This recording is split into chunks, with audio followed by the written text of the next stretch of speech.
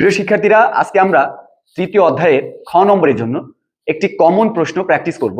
দেখেন, আপনি যদি এই প্রশ্নটা পারেন তাহলে এই অধ্যায়ের অনেকগুলা প্রশ্ন আপনি সমাধান করতে পারবেন। তো আমরা এটা যদি সমাধান করি, একটু খেয়াল করেন, এটা যদি আমরা সমাধান করি তাহলে এই টাইপের প্রশ্নের উত্তরে আমরা প্রথমে লিখব 1 + 1 = 2। এটা স্বাভাবিকভাবে 1 + 1 = 2 হয় দশমিক সংখ্যা পদ্ধতিতে। দশমিক সংখ্যা পদ্ধতিতে যার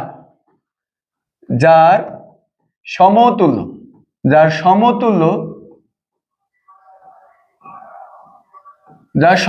বাইনারি মান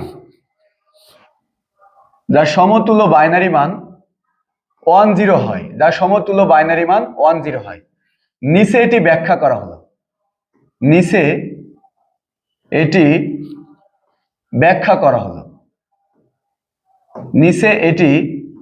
করা হলো।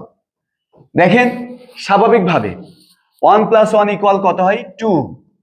তাহলে আমরা জানি এটা দশমিক সংখ্যা পদ্ধতি। তো দশমিক সংখ্যাকে যদি অন্য সংখ্যায় রূপান্তর করতে হয় তাহলে ওই সংখ্যা পদ্ধতির বেস দিয়ে ভাগ করতে হবে। আমরা যেহেতু বাইনারিতে রূপান্তর করব, তাহলে বাইনারি বেস হচ্ছে 2।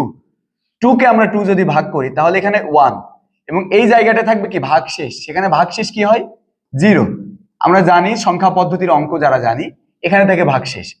আবার যদি আমরা 1 কে 2 দ্বারা ভাগ করি তাহলে এটা ছোট সংখ্যা, এটা বড় সংখ্যা হয়ে যায়। তাহলে এখানে 0 হবে এবং এইটা ভাগ শেষে চলে আসবে।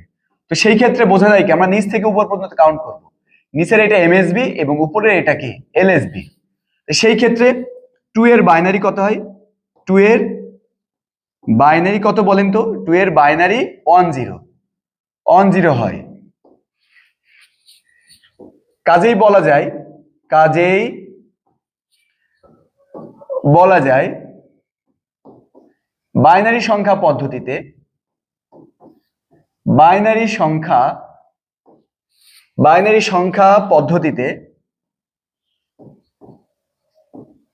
1 + 1 = 10।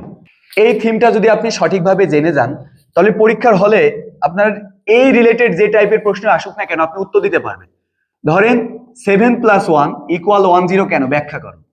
a + 1 = 10 কেন? ব্যাখ্যা করো। আর দেন যদি থাকে 5 + 6 + 3 = 10 কেন? ব্যাখ্যা করো। এই টাইপের প্রশ্ন কিন্তু আপনি এই থিমটা থেকে অনায়াসে কিন্তু উত্তর দিতে পারবেন।